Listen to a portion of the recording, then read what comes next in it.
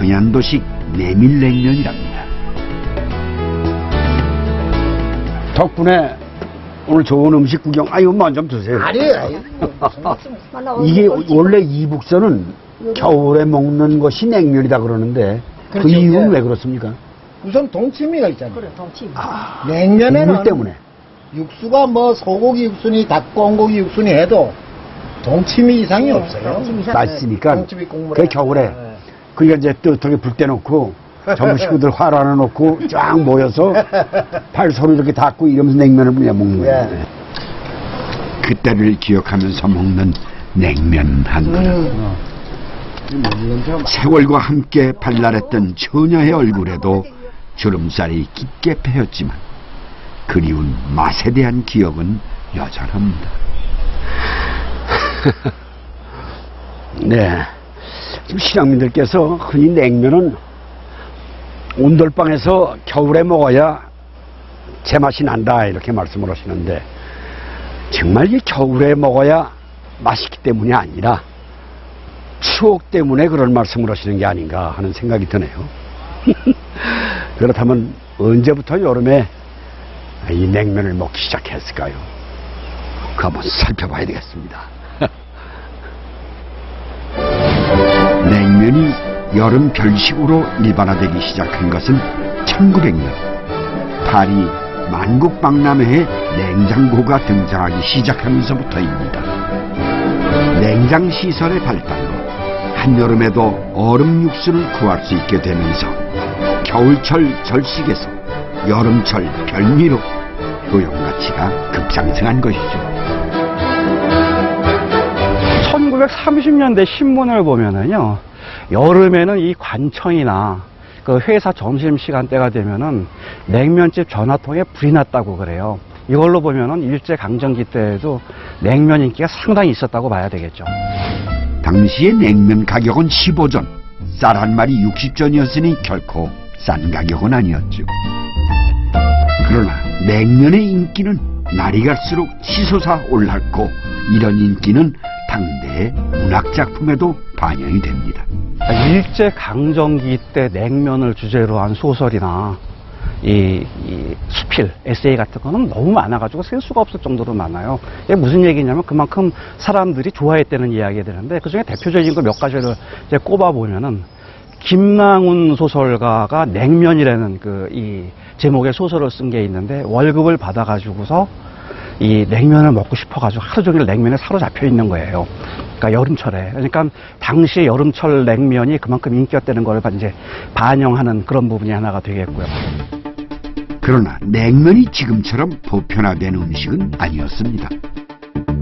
당시 냉면에 대한 기사는 식중독 관련 기사가 가장 많은데 대부분 평양지방 소식이 가장 많은 것을 볼 수 있습니다.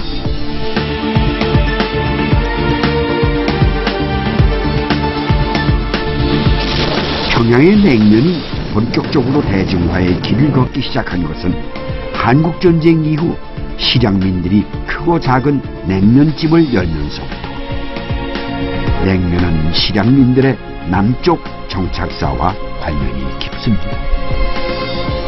기본적으로 냉면은 이북 음식입니다. 우리나라 그 메밀로 만든 국수가 이북 음식인데 평안도에서는 평양냉면이 있죠.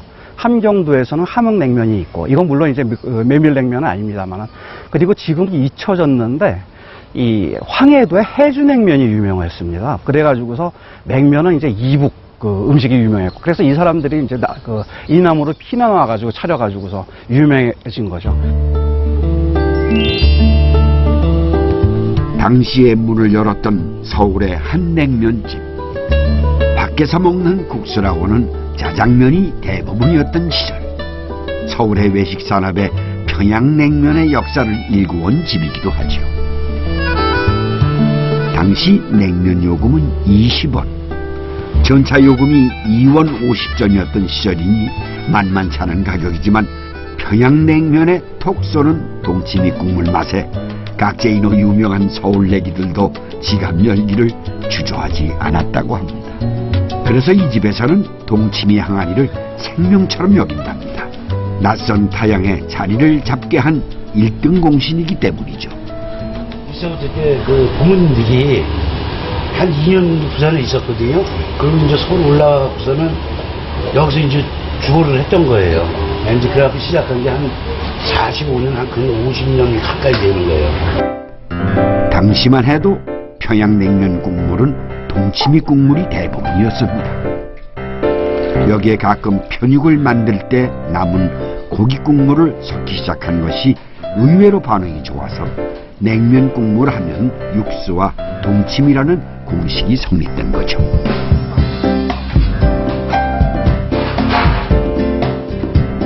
씹히면 면발이 툭툭 끊기던 메밀면을 여름에 팔기 시작하면서 쫄깃한 맛을 더해주는 전분을 섞기 시작했습니다.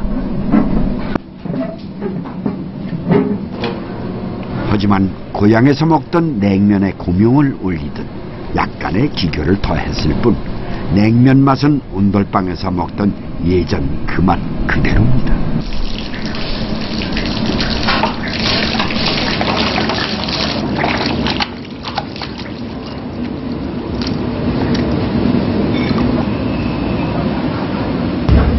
실향민들에게 냉면은 단순히 음식이 아니라 추운 겨울 정겨운 사람들과 함께 먹던 추억이기 때문이죠.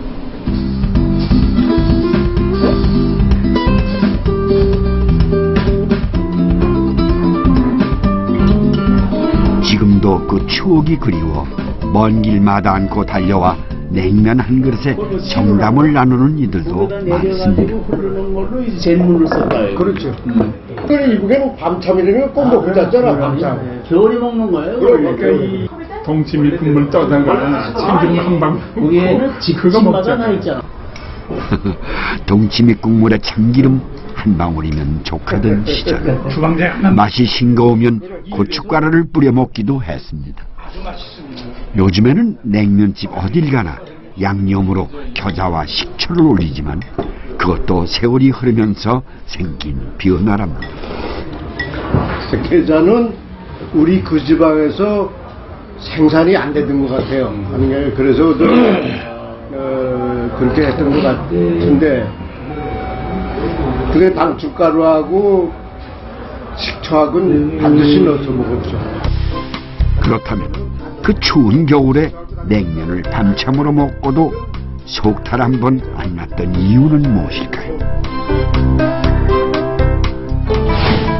우리는 동의보감에서 그 이유를 찾아볼 수가 있었는데요. 동의보감에는 메밀에 대해서 성질이 차고 그리고 맛이 달고 그리고 독이 없다는 식으로 서술을 하고 있습니다. 한데 소화기를 튼튼히 하고 오장에 더러운 것을 깨끗하게 해준다고 설명을 했고 열이 많아서 생기는 부인병, 가령 대하증에 메밀을 활용을 할 수 있다라고 설명을 했습니다. 냉면 만드는 방법도 많이 달라졌습니다. 올해 74세의 김태원 씨. 그의 일과는 매일 오전 6시에 출근해서 커다란 솥단지에 육수를 끓이는 것으로 시작됩니다. 그가 하루에 끓이는 육수의 양은 무려 500리터. 수시로 찌꺼기를 걸러내고 일정한 맛을 유지해야 하는 고된 노동이지만 김태원 씨는 올해로 55년째 단 하루도 쉬어본 일이 없답니다. 냉면계에 살아있는 전설인 셈이죠. 19살. 지금은 저 6시까지만 옛날에는 초롱이었어요. 초롱 380초롱 한 통에 옛날에는 30kg 잡았어요.